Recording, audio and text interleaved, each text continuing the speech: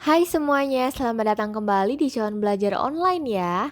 Kali ini kita akan membahas soal-soal latihan IPS kelas 5 SD atau MI. Oh iya, bagi adik-adik yang belum subscribe, silahkan subscribe dulu ya, supaya dapat melihat video-video berikutnya. Yuk langsung saja kita ke pembahasan soalnya. Soal nomor 1 adalah salah satu pendorong yang membuat bangsa Eropa ingin datang menguasai Indonesia adalah A. Rakyat Indonesia menerima kedatangan bangsa Eropa dengan ramah. B. Semangat mewujudkan glory gospel. C. Letak wilayah Indonesia berada di posisi strategis. D. Indonesia kaya akan rempah-rempah. Nah, jawabannya adalah B ya. Salah satu pendorong bangsa Eropa ingin datang ke Indonesia adalah gold, glory, gospel. Gold berarti emas atau mencari kekayaan. Glory artinya mencari kemuliaan dalam bidang sosial dan politik. Dan gospel adalah misi untuk menyebarkan ajaran Nasrani.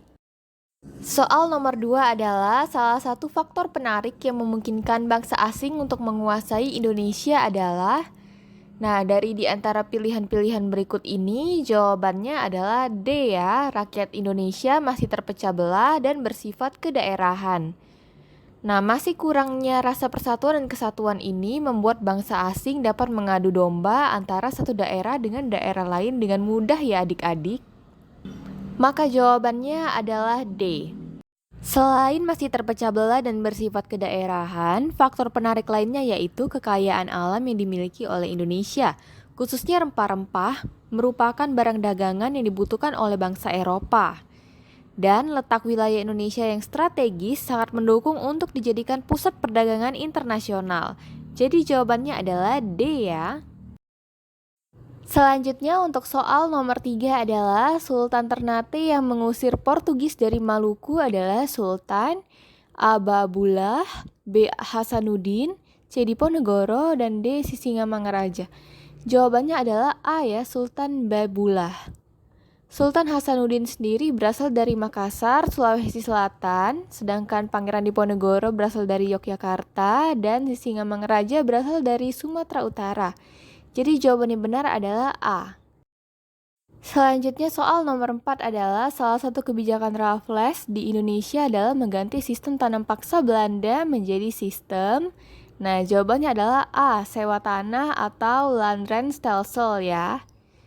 Lalu soal berikutnya yaitu soal nomor 5. Kita dapat menghargai jasa pahlawan dengan cara A. Menjaga kemerdekaan, B. Memusuhi negara lain, C. Memerangi penjajah, D. Berlatih militer. Nah, jawabannya sudah jelas yang A ya, kita harus menjaga kemerdekaan. Soal nomor 6 adalah pada masa penjajahan Jepang, bangsa Indonesia diperintahkan melakukan romusa yang berarti. Nah, jawabannya adalah D ya. Romusa itu berarti kerja paksa. Pada saat itu, rakyat Indonesia bekerja tanpa diberi upah untuk melakukan pekerjaan yang berat seperti membangun jalan raya, jembatan, benteng, dan juga lapangan udara. Sekarang soal nomor 7 adalah gambaran sebagian atau seluruh permukaan bumi pada suatu bidang datar disebut A. Denah, B. Judul, C. Peta, dan D. Skala. Nah, dilihat dari pertanyaan ini merupakan pengertian dari C ya, peta. Jadi jawabannya adalah C. Selanjutnya nomor 8, komponen yang harus dimiliki dalam sebuah peta diantaranya A. Cerita, B. Paragraf, C. Legenda, D. Mitos. Nah, ini jawabannya sudah jelas adalah C ya, legenda. Legenda merupakan daftar atau tabel yang menunjukkan simbol-simbol yang digunakan di dalam peta. Selanjutnya soal nomor 9, cara yang paling tepat untuk mengantisipasi ancaman bencana banjir. Nah, dari pilihan-pilihan yang ada di sini, jawabannya adalah D. Pemerintah menggalakkan penghijauan di wilayah hulu atau pegunungan. Dengan cara ini, akan meningkatkan daerah resapan air dan mencegah terjadinya banjir. Soal nomor 10 adalah gempa bumi berskala tinggi yang terjadi di bawah laut berpotensi A. Tsunami, B. Tanah longsor, C. Pergeseran lempeng bumi, D. Pasang surut air laut. Nah, di sini jawabannya adalah A ya, tsunami. Selanjutnya soal nomor 11. Di bawah ini yang termasuk sumber daya alam yang tak dapat diperbarui adalah A. Tembaga, B. Air, C. Hewan, dan D. Tumbuhan. Jawabannya adalah A ya, karena tembaga butuh waktu yang lama sekali untuk diperbarui kembali. Selanjutnya soal nomor 12. Penyebab Perang Padri adalah A. Belanda membunuh Sultan Hairun, B. Belanda tidak mematuhi hukum tawan karang, C. Belanda mengadu domba kaum adat dengan kaum Padri, dan D. Belanda memasang patok jalan tanah leluhur Pangeran Diponegoro. Nah, jawaban yang benar adalah C ya. Belanda mengadu domba kaum adat dengan kaum Padri. Selanjutnya soal nomor 13 adalah salah satu tokoh pergerakan nasional adalah. Nah, jawabannya adalah C. Ki Hajar Dewantara ya. Selain Ki Hajar Dewantara, ada juga Soekarno, Muhammad Hatta, dan juga Dawes Dekker. Soal nomor 14 adalah Gubernur Jenderal yang memerintahkan pembangunan jalan raya dari Anyer hingga Panarukan adalah. Jawabannya adalah B ya, Dendels. Soal nomor 15 adalah alasan Supriyadi melakukan pemberontakan di Peta di Blitar adalah A. Peta tidak digaji cukup oleh Jepang, B. Tidak tahan melihat penderitaan Romusa, C. Jepang tidak memenuhi permintaan Peta, D. Dituduh melakukan pencurian oleh Jepang. Jawabannya adalah B ya, karena tidak tahan melihat penderitaan Romusa. Soal nomor 16 adalah penjajahan Inggris di Indonesia dipimpin oleh Wakil Gubernur Jenderal yang bernama A. Herman Willem Daendels, B. Thomas Stamford Raffles, atau C. Cornelis de Houtman, D. Van den Bosch. Nah, jawabannya adalah B ya, Thomas Stamford Raffles. Sedangkan yang A. Herman Willem Daendels merupakan Gubernur Jenderal Belanda di Indonesia yang mendapat tugas untuk mempertahankan Pulau Jawa dari serangan Inggris. Beliau yang memerintahkan pembangunan jalan raya dari Anyer, Banten hingga Panarukan, Jawa Timur. Lalu yang C. Cornelis de Houtman adalah penjelajah Belanda yang menemukan jalur pelayaran dari Eropa ke Indonesia dan memulai perdagangan rempah-rempah di Indonesia. Sedangkan yang D. Van den Bosch adalah Gubernur Jenderal Belanda yang pada masa kekuasaannya rakyat Indonesia mengalami sistem tanam paksa. Jadi jawabannya benar adalah yang B ya.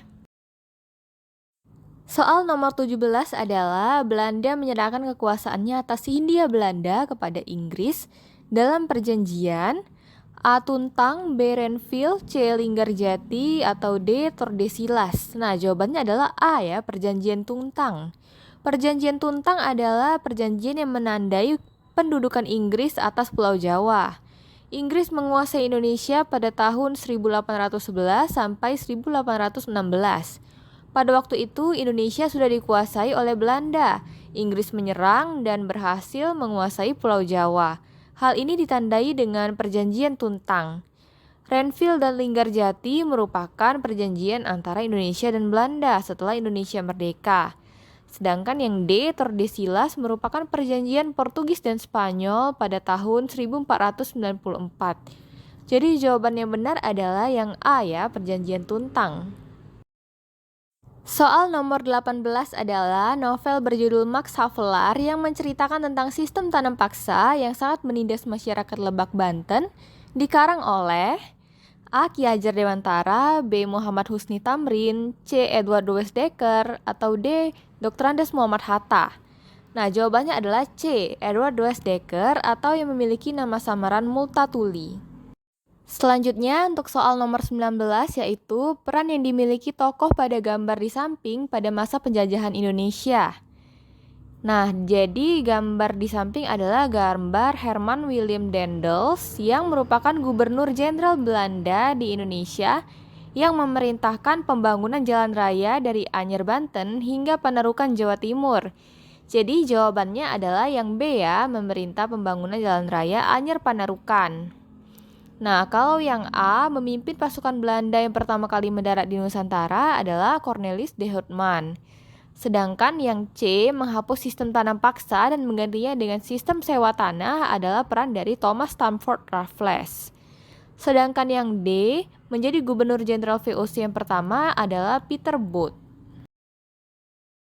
Selanjutnya nomor 20, Persatuan Dagang Hindia Timur atau VOC adalah kongsi dagang yang dibentuk oleh A. Portugis, B. Belanda, C. Spanyol, atau D. Inggris. Nah, di sini jawabannya adalah B ya, Belanda. Nah, adik-adik, sekian pembahasan kita pada hari ini tentang soal-soal latihan IPS kelas 5 SD atau MI. Nah, apabila video ini bermanfaat bagi adik-adik sekalian, jangan lupa like, share, dan subscribe ya. Terima kasih kakak ucapkan dan nantikan video-video berikutnya ya.